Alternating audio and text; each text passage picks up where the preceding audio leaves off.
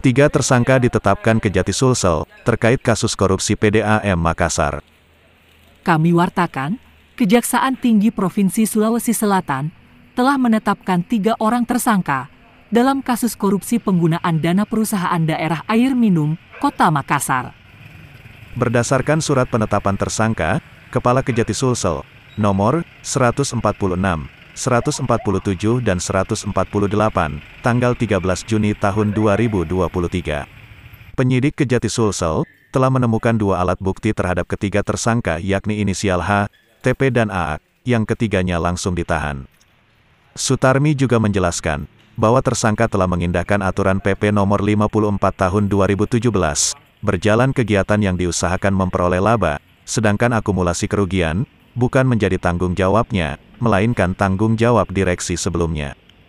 Sutarmi menjelaskan, dalam jumpa persnya, mengatakan seharusnya PDAM Makassar memperhatikan adanya kerugian, dalam hal ini kerugian akumulasi sejak berdirinya PDAM Makassar, sebelum mengusulkan untuk menggunakan laba tahun 2019 lalu.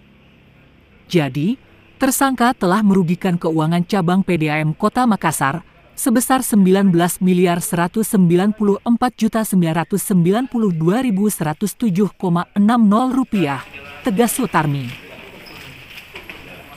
Warahmatullahi teman-teman media, terima kasih sudah menunggu.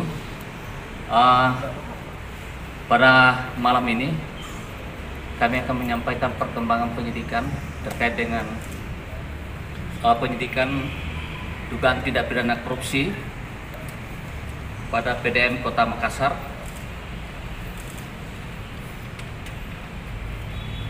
tahun 2017 sampai dengan 2019. Pada hari ini, sebagaimana teman-teman sudah melihat dan meliput tadi, penyidik telah menetapkan 3 orang tersangka, masing-masing adalah HA, Direktur Utama PDAM Kota Makassar untuk tahun 2019-2020 untuk penggunaan laba tahun buku 2018 sampai 2019. Tersangka yang kedua adalah TP, PLT Direktur Keuangan PDAM Kota Makassar tahun 2019 untuk laba tahun 2018. Yang ketiga adalah AA, Direktur Keuangan PDAM Kota Makassar tahun 2020 untuk laba tahun buku 2019. Teman-teman, ketiga tersangka sebagaimana juga telah diliput tadi ditetapkan sebagai tersangka berdasarkan surat keputusan Kepala Kejaksaan Tinggi Sulawesi Selatan masing-masing dengan nomor 146, 147, 148 garing P.4 garing FD.1 garing 06 2023 tanggal 13 Juni 2023, dan pada hari ini juga dilakukan penahanan di Ruta kelas 1A Makassar. Penggunaan laba tahun 2017 sampai 2019 yang ditetapkan berdasarkan keputusan Wali Kota Makassar tanpa melalui prosedur dan verifikasi serta melanggar ketentuan peraturan pemerintah nomor 54 tahun 2017 tentang badan usaha milik daerah. Para tersangka menggunakan laba tahun buku 2018-2019 sebesar 19.994.992.107,60 rupiah, di mana pada tahun pembagian tersebut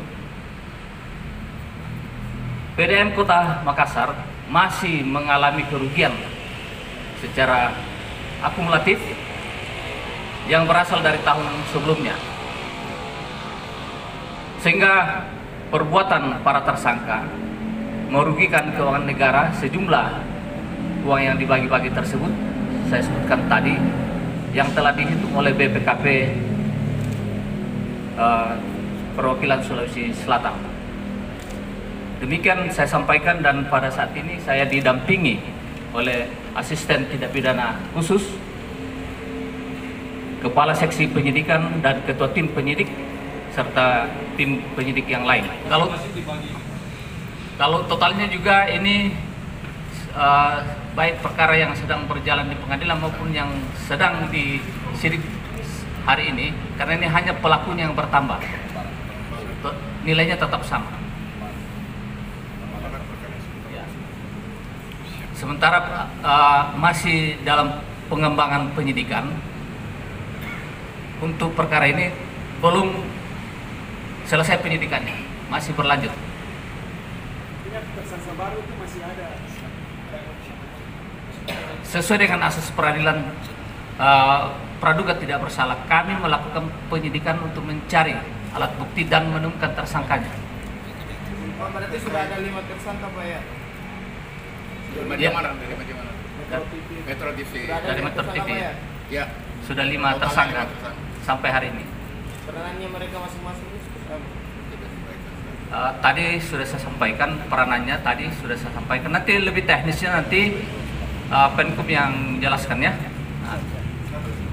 Saya kira itu saya nanti lewat kasih Penkum bisa dijelaskan lebih jauh mengenai teknis ya, tetapi kami tentu tidak menjelaskan secara detail mengenai teknis penyidikan dan materi penyidikannya, karena materi penyidikannya masih berjalan. Sementara yang berjalan di pengadilan, silakan saudara-saudara menyimak. Demikian kami fakta wartakan persidangan. Terima dari kasih. Makassar, Sulawesi Sekali lagi saya Selatan, ucapkan terima Rudi kasih. Kemulia Wassalamualaikum. melaporkan.